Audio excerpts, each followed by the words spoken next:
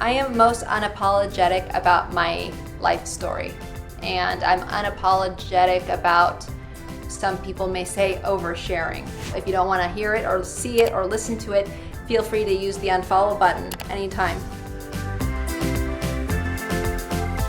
I think what makes someone sexy is being their unique self. You can see if somebody's not authentic. Authenticity to me is also something that's not negotiable. I'm going through a divorce currently. It's kind of like you're grieving. It's like a death in the family. Normally, I would numb through rebounds and just staying busy. I've been sober now for 4 years, and with that comes lots of self-reflecting, and I'm just really learning to be alone instead of lonely. And I think it's very important for me to establish that relationship with myself so that I don't continue on that same pattern of men and relationships.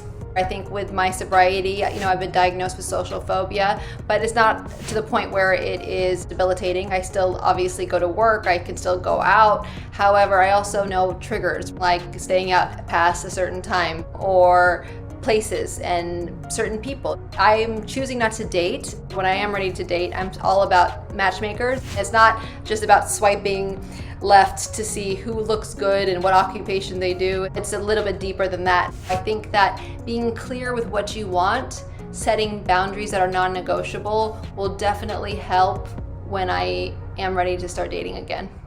I have admitted that I haven't had an actual orgasm through intercourse. However, yes, I've had an orgasm before through sexual acts. I love a good old pocket rocket. It just does the job, doesn't have an opinion, so we're good. But being molested when I was a little girl, there's certain sexual acts that I don't want to necessarily be performed on me because it's a triggering thing when it comes to my mental health. I'm a work in progress, but something I've had to look at is how do I take accountability over me getting molested as a little girl? That wasn't my fault. It's really about forgiving yourself for the underlying shame that comes behind it all, which is really deep.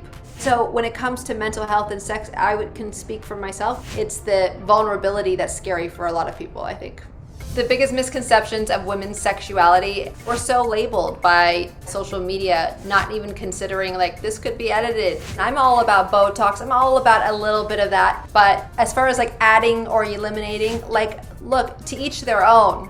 What you don't want to do though is first lose yourself. I think it's really hard for women to accept who they are today, especially if you're in the entertainment industry, because the comparison is the devil. I have body dysmorphia. What I see in the mirror isn't necessarily what everybody else sees. And even before being on television, it was prior to that, from being in the ballroom competitive industry and world. It is like living like an Olympian. I'm the worst critic of myself. If people think I'm a hard teacher, think about what I say to myself. I hope one day my body dysmorphia goes away, but I also have to give it grace, and same thing with age. It's like you gotta accept it for what it is and just know that you're working to be better. And I think the more you own it internally, the more you'll see it externally. It's trying not to define yourself by outside sources. So your job, your friends, your family, your name, it's developing this foundation within yourself and knowing your self-worth without all of that. What makes me feel sexy every day is loving myself, is really